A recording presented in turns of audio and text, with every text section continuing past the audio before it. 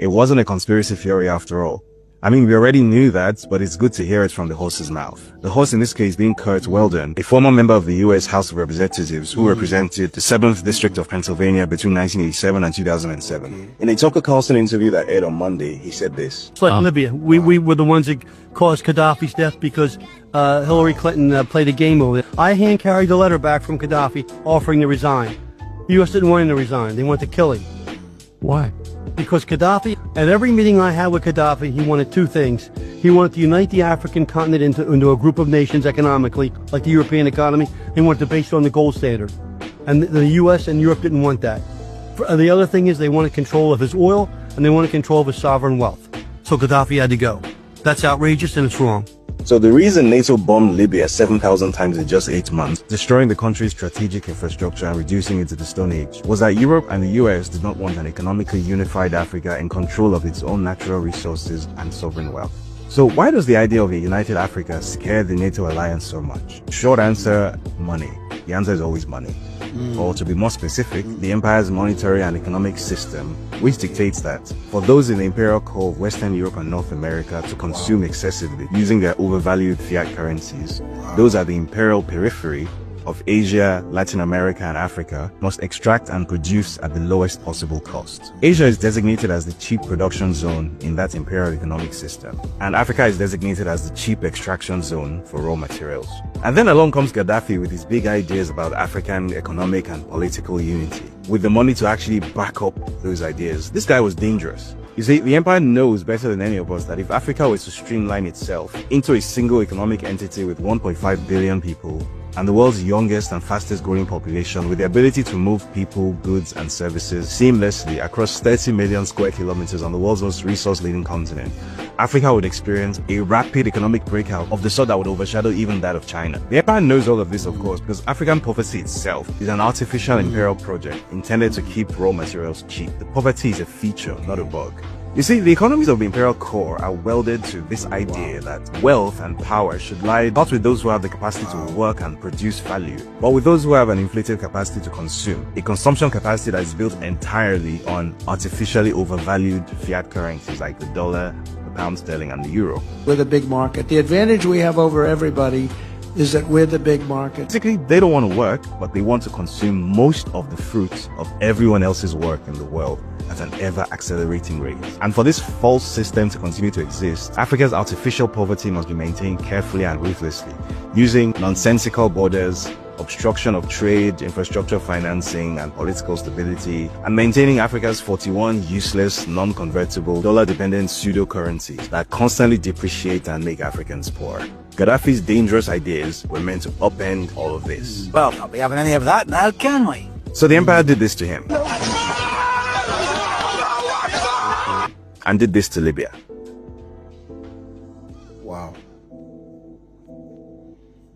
Apparently, this was meant to teach Africans to know our place and to never promote such dangerous ideas ever again. Except, it clearly didn't work. I won't explain. All right, quite expository there.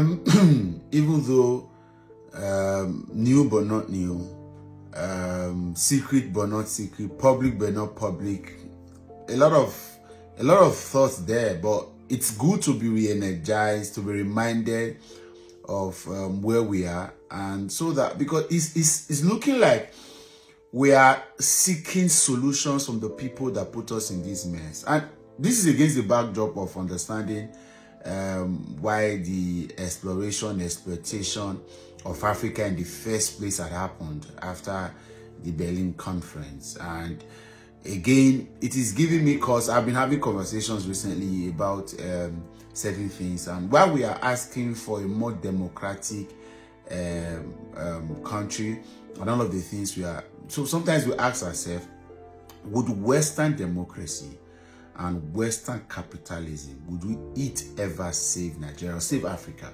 Is this even possible? Are we expected to elect or vote ourselves out of this quagmire? Is this something to worry about? And I remember clearly, Muammar Gaddafi is something that he just remembered. Davido, by the way, thank you so much, David, for that.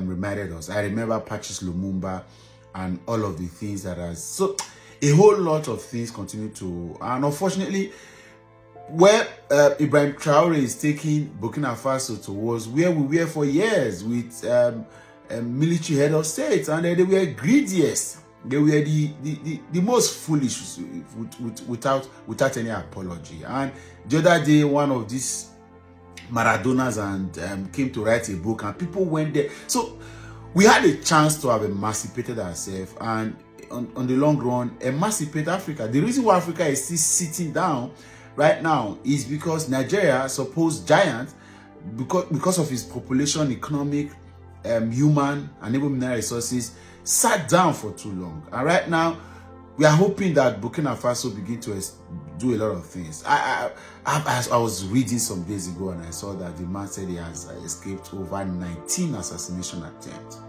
Are the people that he's fighting for are the one wanting him to get him down? No. The Western states, they are not comfortable. They are scared. But the reason why it's still not a serious thing is because the same France that Burkina Faso is telling to leave their country is the same France that Bola Tinubu is going to beg to come to their country to come and do exploration of resources. So deliberately we are putting ourselves in more mess. The one we are in, we are not out. We don't know what is happening. A lot of conversations have been kick-started or have been going on about what is happening in the north of Nigeria. A man is going to do modern day invitation of slavery upon ourselves. Imperialism, neocolonialism, and every of these things are still in the Nigerian society, a state that is supposed to have the most intelligent of men. So, like I was on an Instagram live a couple of days, and it was agreed that forget all we have book certification, book intelligence. We are not really smart like that, because if at this moment we have not been able to actually discover, it is in Burkina Faso you are hearing now that they have disconnected themselves from the Western judicial system, because none of the things that the West brought to Africa was actually meant to help Africa. And I say that with all sincerity. Education, religion, everything that was brought to Africa wasn't meant to help Africa. It was some form of recaging. That's why it's called neocolonialism, a system of ensuring that even though I have left, I have not left. Of course, that's what Jesus Christ did when he was living. And now said, I'll leave you a comforter. These guys will leave you with something to keep you there, because all of the effort they put in would not go to waste if they leave you. So why are we still deciding? Why are we second guessing whether or not we should extricate all of this? A whole lot of things need to begin to. In the next couple of years, as young people that want to see Nigeria get, except you are paying lip service, we may have to sit and begin to ask serious questions. Is Western democracy supposed to be a way? And then unfortunately, we do not have even the mental, patriotic, nationalistic Nigerians in the armed forces to even say that, because we had a chance to have liberated ourselves. Sometimes, so we got what you said, and then we'll continue to monitor. We'll continue to monitor, yes. Nigerians, we are monitoring, and young people. And that's why sometimes, this is not about any politician. We don't care about any politician. It's about the growth of this country. Irrespective of who you are, what you represent, the goal is to ensure that Nigeria is liberated and Africa. As young as I am, less than 18, I had created a group, and my friends who are here, Hope for Africa International, less than 18. I was in secondary school when that group was founded. And I remember holding meetings in my father's parlor. The aim was to begin to look for ways to create Africanized solutions for African problems. And the goal is on. The goal is on. We'll get out of this quite soon. And it may take a longer while, but we'll get out of it. Let's keep faith together. And I'm also using this to call on all fellow patriots of seeing that this is workable. Let's continue to build alliances. Let's continue to connect. One day, we'll sit somewhere and say, thank God we're able to liberate this continent from this state. You know, get how these guys will allow us to come out if we not fight.